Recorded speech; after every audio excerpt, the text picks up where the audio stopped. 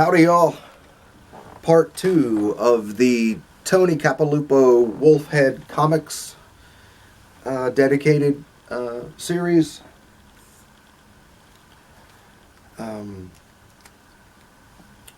More stuff from Tony. Hope the camera's focusing on that okay. Some of the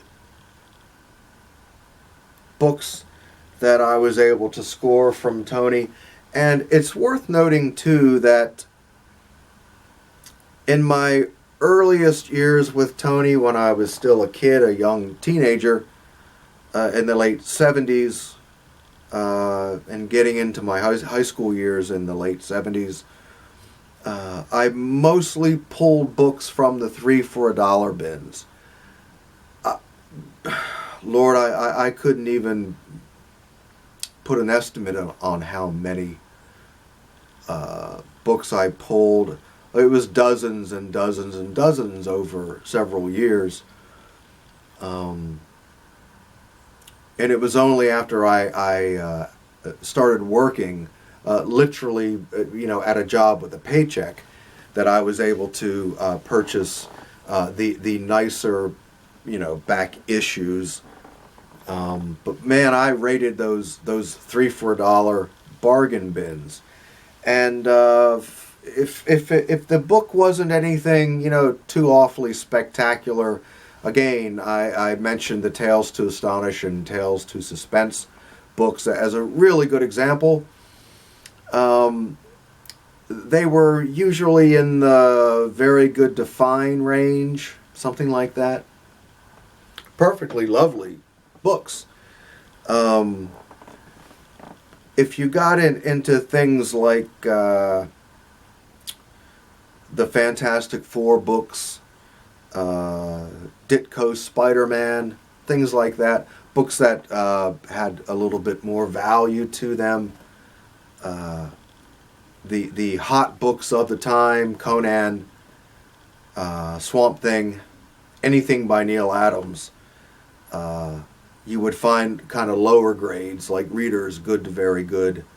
But boy, I pulled more than my share of that good to very good stuff. Actually, this Journey into Mystery is a good example. This is actually more of a kind of a fair book. It's got a lot of tape on it and stuff like that. But nonetheless, perfectly acceptable books.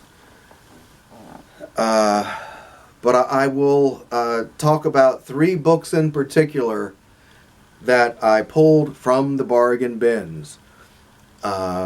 Each one of them was in the good to very good range, but I did indeed pull these books. These are some of my favorite recollections. Fantastic Four number 48. Yes, you heard that right, my friends. I pulled a good to very good copy of Fantastic Four number 48 from Tony's 3 for $1 bins. And I actually remember when he was counting the books to give me a total price, he stopped at that FF and kind of pulled out and looked at it briefly and then stuck it back, and he was okay. But you could even see, in his mind, he was giving second thought to that, giving pause to that. But yes, FF48, pulled that sucker from the 3 for $1 bins.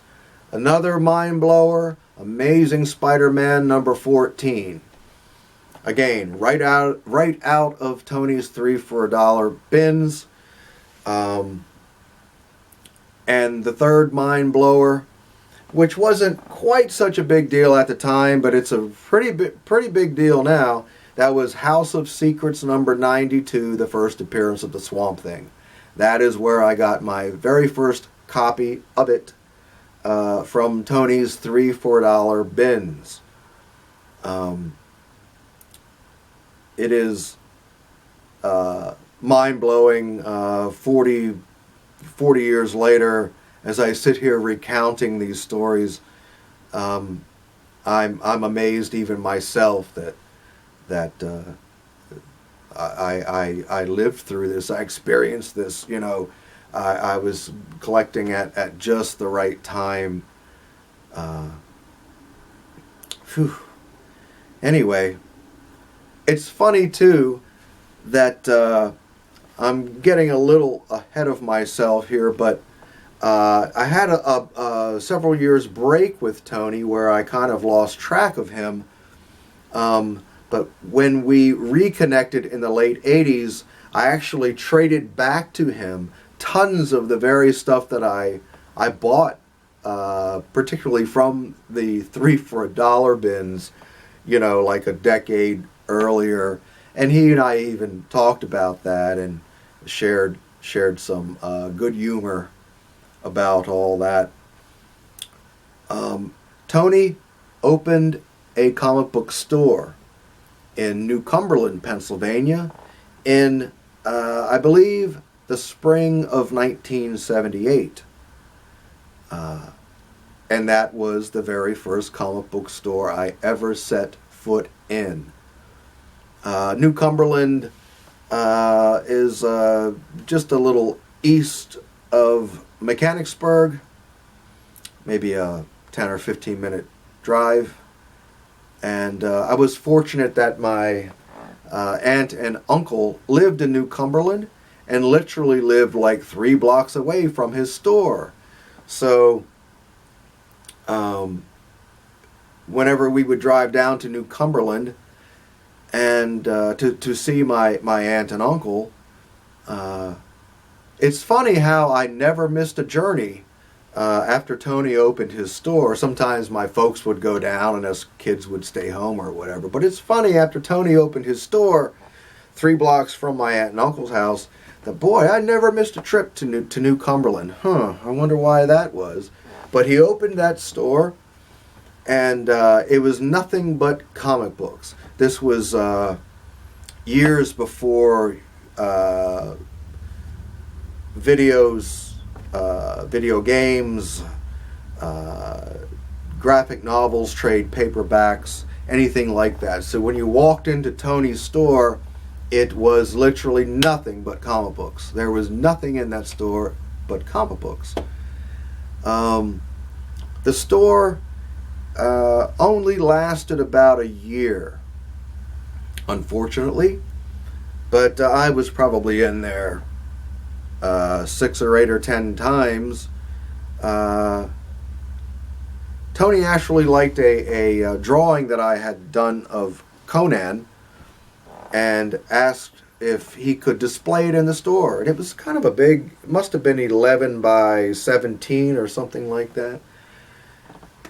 So I gave it to him and he framed it and it hung in the store. And I used to get a kick out of that. Every time I'd walk into the store, I'd see my Conan drawing up on the wall, and I rather liked that. I also remember too, after the store closed and I lost track of Tony for several years, when I became reacquainted with him years later, I said, "Hey Tony, what did you ever do with my Conan drawing?" He said, "Well, John, I remember it, but I can't really tell you where it is." So, disappointing. And I'd really like to see it now. Another great story about Tony's store was I took my friend David, my schoolmate David, we called him Doogie, took Doogie down to Tony's store because Doogie was becoming curious about my comic book collecting, and he thought he wanted to maybe do some collecting too. And he was actually looking at it from a speculator's standpoint, a speculation standpoint, which was totally new to me. I'd never thought about comic book speculation before that, but all of a sudden Doogie had this idea that he wanted to buy a huge run of Spider-Man down at Tony's, which he did. And that run that Doogie bought, it ran from just after Romita took over the title, which was number 39. I think the first issue was number 40 that David or Doogie bought, and it was most of the entire run from number 40 through number 99. There were very few issues missing from that, except number 69. I can tell you that because I bought that sucker and I still have it. But anyway, Doogie bought this huge run of Spider-Man, and they were beautiful books, all kind of very finish, and they came from an original owner collection. And David put those books away, and to my knowledge, he still has them. So good on you, David. And he only paid probably on an average of about $1.75, $2 a piece. Really, you know, where's that time machine, folks? Yeah, just show you a couple more here before I wrap part 2 up. More lovely stuff. But again, after Tony closed that store, in my memory, he still hung around the Silver Springs flea market till about 1980. And of course, I was still a regular customer. And suddenly, one day, Tony was gone. And I do remember kind of being a little heartbroken, you know. I knew I would have to go back to my mail order for the books I wanted. And, you know, I felt like I, you know, had just lost a friend or something. So, that was around 1980, I think, that Tony vanished. And I'll tell you what, I wouldn't see Tony again until, I think, around, 1987? 1988, too much coffee. And it was funny because when he and I reconnected, you know, I had gone from a teenager to kind of a young adult, and our relationship, you know, matured as I matured. But I will save that for the last part of these Tony Wolfhead comic videos. I have no idea how long this thing is, but I feel like it might be going a little long, so I'll wrap this one up too. So when I get back, I'll talk about my final few years dealing with Tony. Lots of great, memorable stuff I'm saving for that video too. So, hope you enjoyed this. I really enjoyed making the video and having this remembrance and being able to share it with y'all. Means a lot to me. It truly does. So I'll get back to you here very shortly with the third and final part of this dedicated series. See you shortly, y'all. Bye-bye.